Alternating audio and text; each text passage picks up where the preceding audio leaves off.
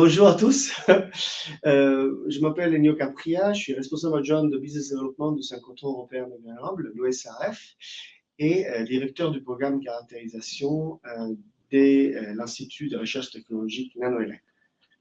Donc, juste brièvement, cette initiative, programme caractérisation a par vocation de développer et mettre à disposition des industriels dans le domaine de la microélectronique et aussi au-delà, des méthodes synchrotron et neutrons avancées justement pour des caractérisations physico-chimiques, de l'analyse des défaillances et aujourd'hui aussi de l'irradiation, des tests détenus en radiation ionisante. Donc, notre travail, c'est depuis 10 ans aujourd'hui d'identifier des besoins grâce à des industriels partenaires, mettre en place des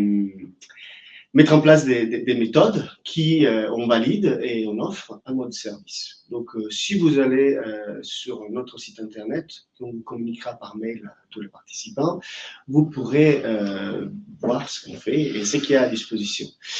Donc, il y a une plateforme qui s'appelle plateforme de caractérisation avancée, PACJ, Platform Advanced Characterization Grenoble, dans laquelle on offre tous ces services. Et un de ces services en particulier a été mis en place dans les derniers temps, c'est un de nos derniers arrivés, c'est justement l'XBIC, donc X-Ray Beam Induced Current, couplé avec de la topographie X, donc de l'imagerie en diffraction X, qui peut coupler des informations électriques et des informations structurelles. Donc aujourd'hui, je suis ici avec Pierre Eberer, ingénieur à l'SRF, qui va nous présenter des techniques avancées. Je les lis comme il dit, des techniques avancées telles que la diffraction de Bragg et le courant induit par un faisceau de rayons X, XBIC, qui permet d'acquérir des informations essentielles pour prévoir les propriétés finales d'un dispositif électronique. Moi, je suis fan, j'espère vous aussi. Donc, avant de commencer, juste quelques recommandations que les organisateurs nous ont données pour votre confort et l'interactivité de la section. La fenêtre en bas à droite de votre écran est l'interface de chat. Donc, vous pouvez poster des questions et des remarques tout au long de la présentation et pendant le temps d'échange qui suivra. On a 20 minutes de topo ensuite pour les échanges. Donc, en Q&A, la fenêtre en bas est l'interface de chat. Donc, vous pouvez poser des questions. Voilà. Et on attend vos questions. Merci beaucoup. Et Pierre, c'est à toi. Merci beaucoup Ennio, bonjour à toutes et à tous. Donc effectivement, je suis Pierre Evrard, je suis ingénieur à l'ESRF sur la ligne BM05. J'interviens sur plusieurs techniques de caractérisation afin de déterminer les performances de semi-conducteurs pour l'électronique que je vais vous présenter aujourd'hui. Voilà, ça tombe bien. Je vais tout d'abord commencer par présenter brièvement la ligne de l'ESRF sur laquelle je travaille. Donc, l'ESRF est une source de rayons X extrêmement brillante suite à l'upgrade qui a eu lieu donc, en 2020, la plus brillante au monde. Et notre ligne, la ligne BM05, a la particularité d'avoir un faisceau qui est relativement large. On va avoir un faisceau qui fait plusieurs centimètres de large, et pour une hauteur d'environ 1 cm. Et on peut venir focaliser ce faisceau pour avoir une taille d'environ 10 à 20 micromètres de taille. On va pouvoir avoir plusieurs types de faisceaux, ce qu'on appelle le faisceau blanc, avec des énergies qui comportent le spectre entier d'énergie allant de 3 à 160 keV. Et donc toutes les techniques avec lesquelles je travaille et que je vais vous présenter aujourd'hui travaillent avec ce deuxième mode, le mode monochromatique, où on vient sélectionner une énergie entre 4 et 60 keV. Donc, comme je vous l'ai déjà dit, la ligne BM5 vient travailler sur différentes techniques de caractérisation dans le but de déterminer les propriétés des substrats donc semi-conducteurs qui est très demandé donc, par l'industrie. On va avoir différents types de caractérisation. La diffraction de Bragg, ce qu'on appelle la Bragg Diffraction Imaging, le X-Ray Beam Induced Current, XBIC, avec d'où découle donc une autre technique, le Time of Flight XBIC, TUF XBIC. Tout au long de ma présentation, je vais m'appuyer sur différents exemples de ce qu'on a fait sur la ligne BM05, avec notamment donc des diamants, des panneaux solaires donc en silicium et de l'aluminium nitride, mais on travaille avec énormément de matériaux, tout ce qui est cristaux et semi-conducteurs, SiC, GaN, énormément de choses. Je vais parler brièvement de défauts durant cette présentation. Donc, je fais juste un petit point rappel. On peut avoir différents types de défauts au sein des matériaux. Des défauts donc qu'on appelle à une dimension, donc linéaire, type dislocation. Aussi des défauts dits zéro dimension ponctuels avec des inclusions, des précipités et d'autres défauts dont je ne parlerai pas aujourd'hui. Et je vais commencer donc ma présentation par vous présenter la première technique de caractérisation, la Bright Diffraction Imaging. Donc, cette méthode de caractérisation est basée sur la diffraction des rayons X sur les plans cristallins des cristaux. C'est une technique de caractérisation des monocristaux et toute cette technique de caractérisation est basée sur la loi de Bragg, que vous pouvez voir juste ici. Donc, n lambda est égal à 2d sinus θ, avec lambda, donc la longueur d'onde des rayons X utilisés, d la distance interplanaire, et θ, l'angle de Bragg.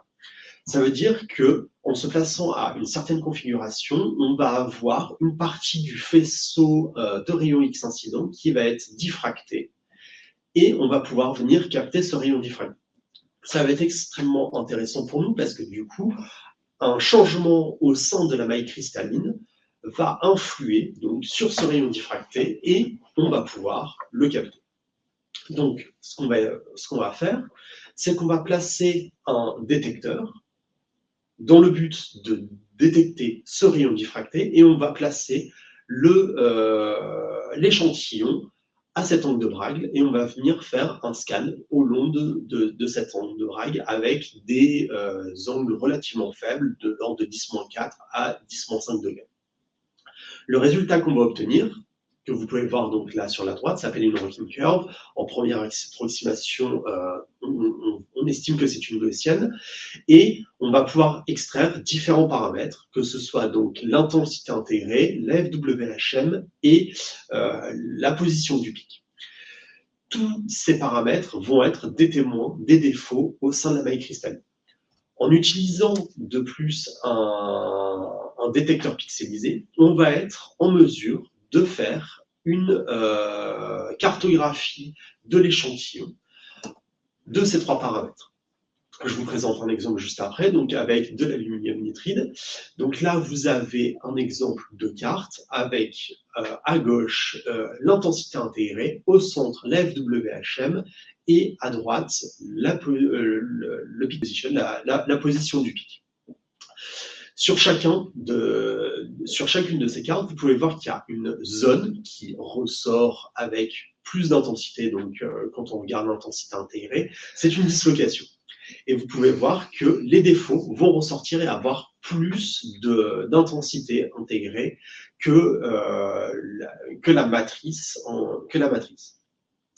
Donc, l'intensité intégrée va pouvoir nous aider à visualiser les défauts sur l'échantillon, tandis que la FWHM et la position du pic vont nous apporter des informations sur les distorsions qui sont associées à ces défauts, ainsi que l'orientation de ceux-ci. Vous pouvez voir donc sur la carte à droite donc, de position du pic qu'on a une position du pic à 0 pour l'ensemble de la matrice, et sur la dislocation, on passe du bleu au rouge, puisqu'on a un décalage de part et d'autre de la dislocation, négatif puis positif. Ici, je vous présente un autre exemple sur un autre échantillon, un panneau solaire donc fait en silicium, que vous pouvez voir donc au centre de l'image, avec une carte d'intensité intégrée juste à droite. Donc vous pouvez voir dans un premier temps qu'on a un substrat qui est relativement homogène, puisqu'on voit de larges zones de larges zones homogènes, mais on a une présence de lignes verticales. Et ça ne va pas être dû à des défauts qui sont directement à l'intérieur du silicium, mais la grille qui est présente sur le panneau solaire pour collecter le courant, qui va venir appuyer sur la maille cristalline et venir la déformer localement. Ici, on ne voit vraiment que le substrat, pas du tout la grille. De plus, on peut voir au centre de l'image un gros trait vertical qui vient complètement couper le faisceau de rayon X, et on perd ici en information, mais en utilisant une caméra avec plus de sensibilité, on est capable de regarder non pas avec l'intensité intégrée, mais les autres paramètres FWHM et donc position du pic, pour avoir d'autres informations sur la qualité cristalline, donc sur l'échantillon. Et vous pouvez voir qu'on a une augmentation donc, au centre de la FWHM sur cet échantillon due à la présence de ce fil horizontal, de ce fil vertical, et donc une large déformation avec la position du pic, qui va être symétrique de part et d'autre, donc gauche et droite de ce fil, mais on voit que ça induit des variations assez grandes. Je vais maintenant passer à la deuxième technique de caractérisation, donc qu'on appelle la X-ray beam induced current, XBIC, qui ici est une technique de caractérisation pour les semi-conducteurs. On va venir utiliser le faisceau de rayons X pour générer des paires électrons-trous au sein du matériau. On va pouvoir appliquer au semi-conducteur un champ électrique ou non en fonction de sa nature, et on va venir mesurer le champ électrique résultant. En réduisant la taille du faisceau donc à l'aide de fentes ou en focalisant le faisceau à l'aide de lentilles, on va pouvoir scanner l'ensemble de l'échantillon et déterminer donc sa réponse en courant et faire une cartographie de sa réponse en courant. On va utiliser un faisceau monochromatique de l'ordre de 10 à 20 keV et on peut avoir des diamètres allant jusqu'à une résolution allant jusqu'à une vingtaine de micromètres. Ça permet de mesurer l'impact des défauts et des impuretés dans le matériau sur le transport de charge.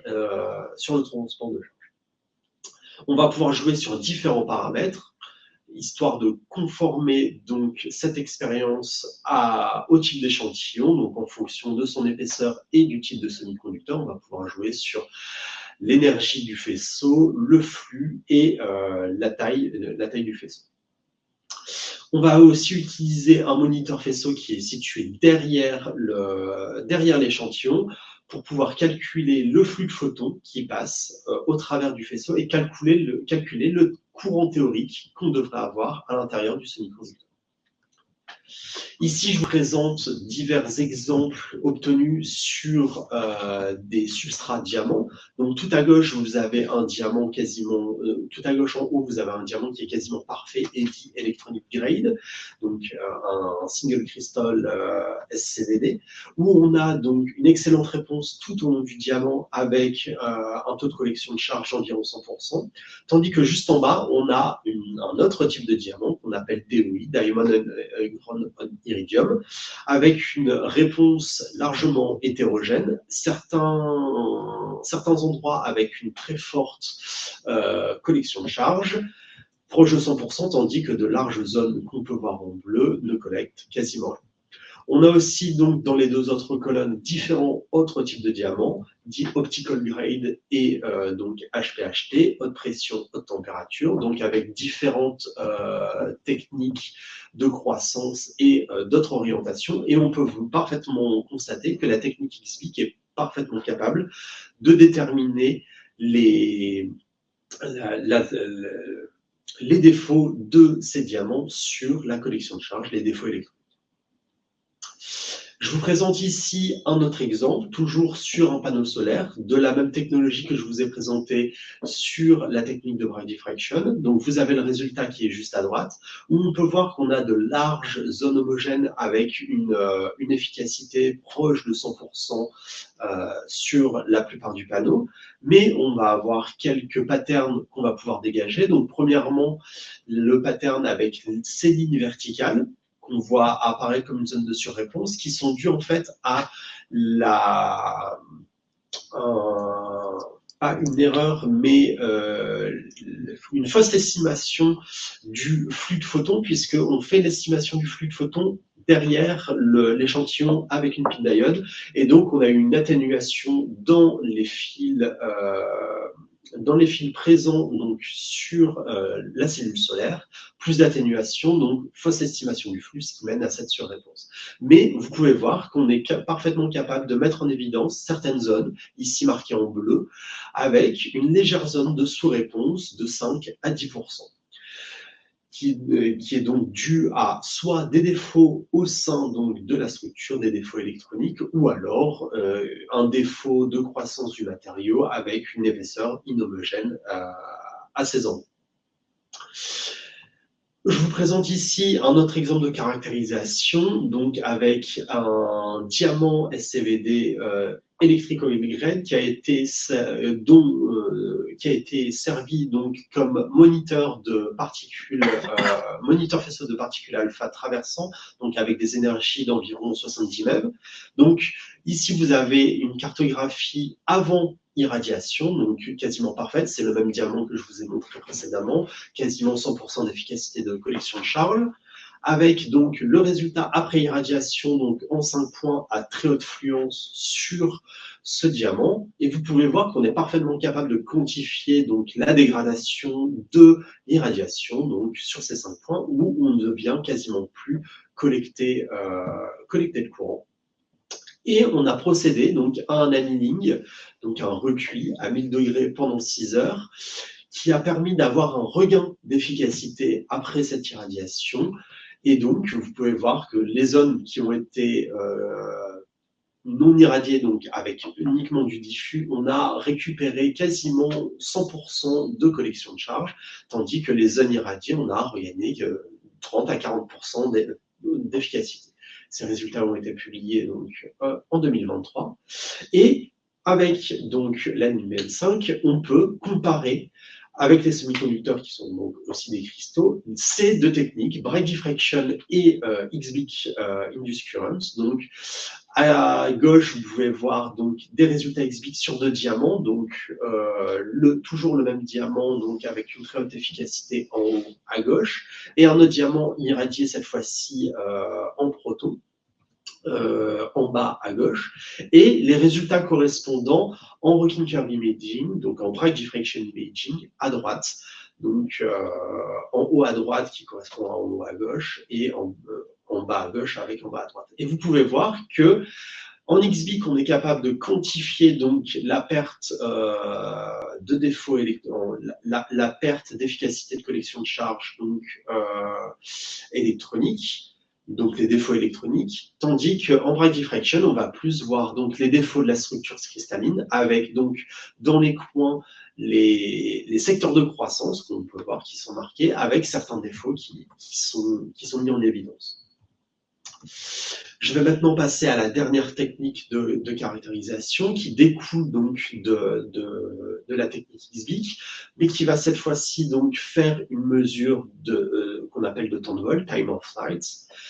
Et donc ici, on va se servir des signaux générés par des pulses importants de rayons X, générés par donc certains modes de faisceau disponibles à l'ESRF.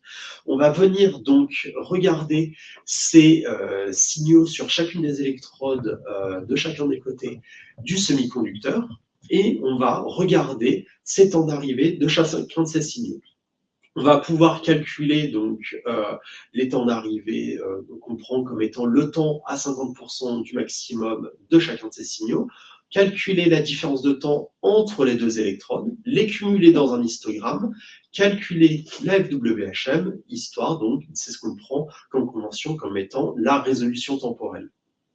Et de la même façon qu'en XBIC, on va pouvoir, donc, soit en réduisant la taille du faisceau, soit en focalisant le faisceau, faire une cartographie de cette résolution temporelle obtenue sur le semi-conducteur pour en déterminer donc les endroits préférentiels pour certaines activités, notamment donc moniteur faisceau, c'est très intéressant donc cette technique.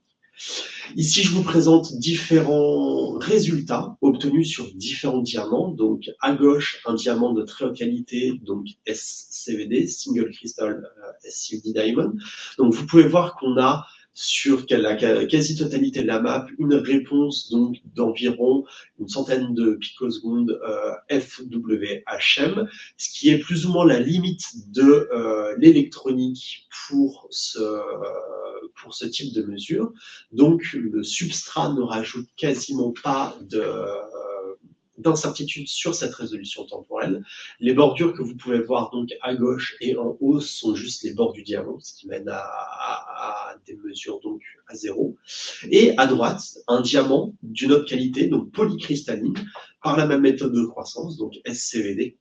Et donc là, vous pouvez voir qu'on a une carte largement hétérogène avec deux larges zones où on obtient aussi ces 100 picosecondes, donc FWHM, donc de certaines zones avec de très hautes réponses, mais certaines zones où on vient fortement dégrader cette réponse, donc avec quasiment un facteur 10 sur certaines zones.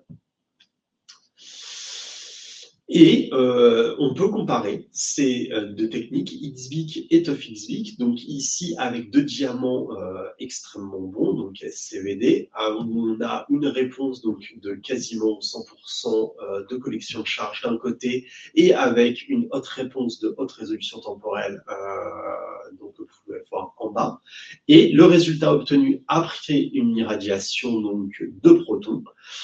On a donc une large dégradation à la fois du courant généré à l'intérieur de ce détecteur et la dégradation de la mesure de résolution temporelle que vous pouvez voir donc en bas à droite. Et on a une parfaite corrélation entre ces deux résultats. En conclusion, donc, on a des techniques de caractérisation qui sont uniques sur la ligne BM5, dans le but de caractériser plusieurs choses, à la fois la structure cristalline, donc avec le break diffraction, et électronique avec deux techniques, XBIC et TOF-XBIC, donc caractériser des propriétés de semi-conducteurs, avec un exemple du diamant en l'occurrence, mais énormément d'autres semi-conducteurs.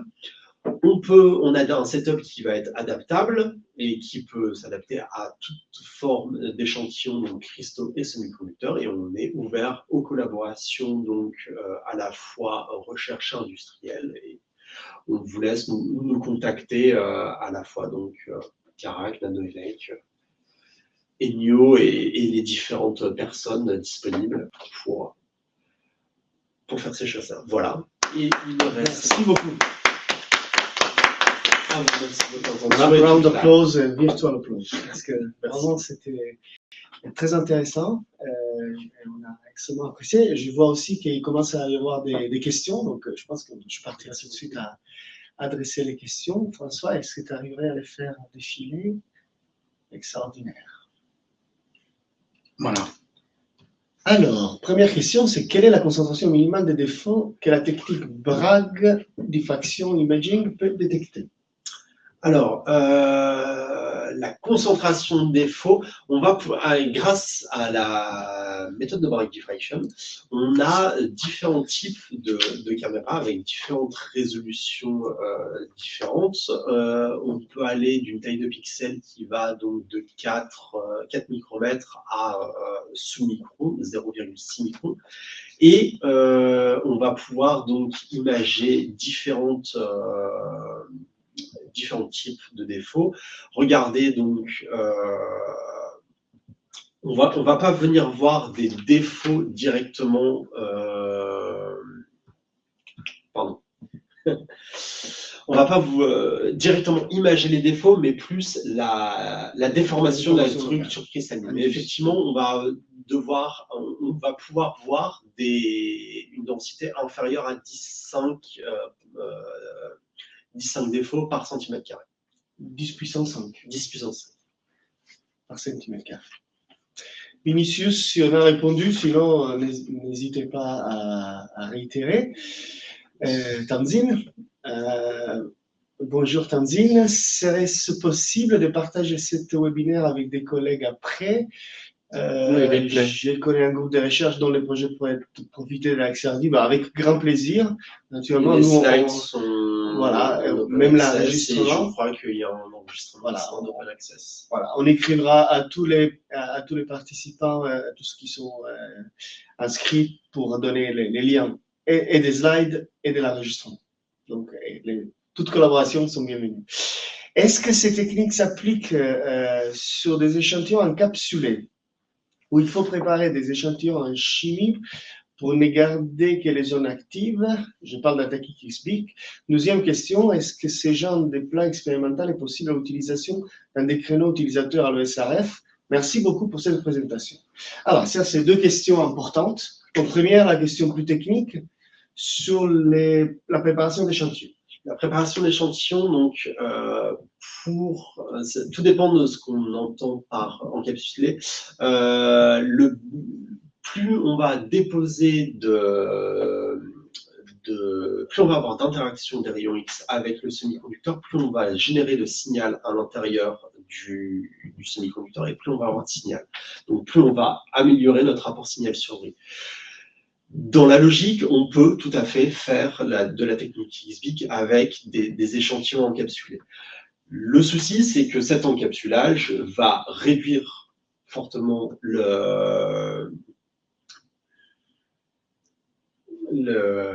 cet encapsulage va fortement réduire donc l'interaction avec le semi-conducteur et réduire ce rapport signal sur bruit.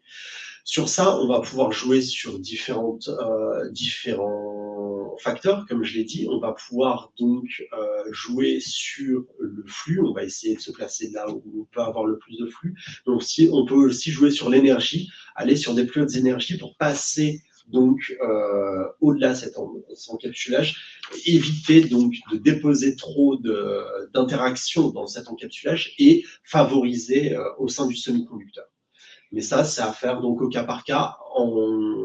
Ça va dépendre aussi du type d'encapsulage, de l'épaisseur de cet encapsulage. Et c'est à faire au cas par cas et c'est à discuter. Et en termes de métallisation? En termes de métallisation, donc on est actuellement en train de travailler à l'ESRF sur des procédés donc directement avoir des porte-échantillons qui peuvent contenir directement cette métallisation, donc pouvoir avoir le substrat, le semi-conducteur à nu. C'est quelque chose sur lequel on est en train de travailler, sachant qu'aujourd'hui, on travaille aussi essentiellement avec des personnes qui font la métallisation eux-mêmes. On récupère donc, il y a le PC qui va peut-être s'éteindre, il faut le brancher. Et donc, j'espère qu'il y a. Oui, on n'a pas il y a peu de et donc, aujourd'hui, on travaille aussi beaucoup avec des personnes qui font leur propre métallisation, qui nous amènent ces échantillons donc, directement à l'ESRF. Et on fait ces mesures comme ça. Par contre, si c'est encapsulé, il faut que les substrats. Voilà, s'il y a un encapsulage, il va falloir qu'on ne va pas être en mesure de faire l'encapsulage derrière. Et par rapport à l'accès, est-ce que c'est technique est disponible dans le programme public? Oui, tout à fait. Les deux techniques, les trois techniques, Barra Diffraction, XBIC et Tough XBIC, sont disponibles pour l'industrie et en open access. Il faut voir donc avec les personnes responsables. Mais sont accessibles dans le programme commercial de l'ESRF et aussi sont disponibles dans les cadres du projet européen NFFA, donc Nano Foundry and Fine Analysis, où il y a effectivement un accès peer review sur ces techniques. Donc, un accès peer review avec obligation de publication via NFFA ou accès commercial, un accès confidentiel sur la plateforme de caractérisation avancée de l'IRT ou dans le cadre du programme commercial industriel de l'ESA. Ok, donc il y avait d'autres questions, puisqu'on a encore une dizaine de minutes. Celle-ci. L'une de ces techniques pourrait être... Il n'y avait rien plus haut encore La deuxième question, vous ouais, avez là, répondu. là, on vient de répondre à la deuxième question.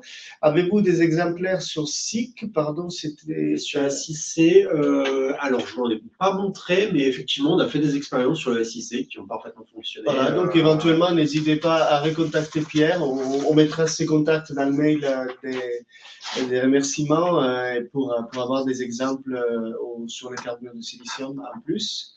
Et d'ailleurs, sur les carbures de silicium, on l'a fait dans le cadre de l'IRT NanoElec, programme CARAC, un travail très beau avec un partenaire industriel, des caractérisations en interopérabilité, en fait. Grosso modo, c'est de la microscopie des corrélations entre combien 6 différentes méthodes de caractérisation entre laboratoire et synchrotron pour avoir la possibilité de voir un défaut sous tout possible angle. Donc, on a aussi ces résultats. Il y a récemment, je pense qu'il y a un poster qui a été présenté là-dessus en conférence. Donc, on pourra partager des infos aussi de comment cette technique peut s'insérer dans un cadre, dans une plateforme de caractérisation en corrélation d'imagerie, en gardant les systèmes de coordonnées et donc d'ailleurs vraiment un défaut sous la main. Quelles sont les limites de la technique XBIC liées à la prise de contact, non-homicité des contacts? Alors, pour les limites concernant ça, il faut que le contact soit extrêmement long. Le but va être de retirer un courant. Généralement, on est plus embêté par des courts-circuits qui peuvent être générés à l'intérieur de ce semi-conducteur. Normalement, même si le contact est non ohmique, si on arrive à mesurer le courant, il n'y a pas de souci. On aura peut-être plus de mal pour l'interprétation des résultats et tout ça, mais ça c'est à travailler directement avec les personnes qui amènent l'échantillon et voilà, et on peut travailler ensemble pour trouver les raisons et tout ça. Mais normalement, il n'y a pas de contre-indication à la non-homicité. Il faut être sûr qu'on mesure les propriétés du matériau et non les propriétés du contact. L'une de ces techniques pourrait-elle permettre de révéler des clusters de défauts dans des oxydes après radiation sous ion lourd? Oui, tout à fait. Les deux techniques après irradiation, donc j'ai montré des résultats avant et après irradiation donc pour la technique XBIC, on voit qu'on a fortement dégradé après une irradiation la réponse de ces matériaux. Si on a vu qu'il n'y avait pas forcément de modification avec le bradyfraction imaging, mais peut-être que on était sur des ions légers, peut-être que sous ions lourds, on aura donc une densité de défaut bien supérieure et donc on peut voir des choses intéressantes. Ce serait intéressant de faire cette expérience, oui. En tout cas, Pierre a montré tout à l'heure, ce qui est intéressant de cette technique, c'est que des fois, on voit qu'il y a des défauts qui ont une signature électrique, mais pas du tout structurelle. Donc on peut vraiment comprendre de quoi on parle. Alors que si on ferait que du structurel, on ne verrait pas forcément les défauts électriques. Et si on a que la signature électrique… plutôt complémentaires dans le cadre d'études de semi-conducteurs, à la fois donc étudier la structure cristalline directement, mais aussi du coup l'impact des défauts électriques à l'intérieur. Et oui, alors l'une de ces techniques pourrait-elle permettre des… oui, ça on vient de répondre, oui, c'est un oui inconditionnel. Une autre question comme la précédente, est-ce qu'on peut révéler les défauts de la structure cristalline des oxydes après radiation ionisante? Oui, oui, tout à fait. Sans doute. Et d'ailleurs, c'est une des applications plus intéressantes qu'on a vues jusqu'à maintenant. L'effet qu'on voit que les alphas, ils tuent la conductivité et ils ne laissent aucune trace structurelle. Donc là, clairement, il y a des questions, on a des trappes, des choses… Tout à fait. On a des déplacements, des déplacements atomiques, des lacunes qui vont se faire et qui vont piéger les porteurs de charge à l'intérieur. L'encapsulation va contraindre aussi les semi-conducteurs. Malheureusement, naturellement, c'est impossible. Nous, on voit tout ce qui est l'échantillon. Si l'échantillon, on l'a stressé, on voit le stress qu'on a apporté. Par contre, l'XBIC ne ressentirait pas des stress. Et oui, la contrainte aura aussi une influence sur l'image de Bragg diffraction, comme j'ai montré avec la cellule solaire. Et d'ailleurs, on espère, ça veut dire qu'on a fait bien la mesure. Pardon? Ça veut dire qu'on a bien mesuré. Oui, non, tout à fait. La technique Bragg diffraction est-elle sensible aux des isotopes différentes? Alors ça, c'est... Pour les isotopes différentes, non. On va voir donc la structure cristalline. On va pas forcément voir... il faut de... Non, enfin, non, toutes les propriétés qu'on cherche sont électroniques, donc on ne va pas faire du nucléaire. Je dirais a priori non, sauf si il y a des réactions qu'on connaît pas au sein de la maille, à moins qu'on ait des atomes extrêmement différents qui viennent déformer fortement cette maille, mais isotopes, non.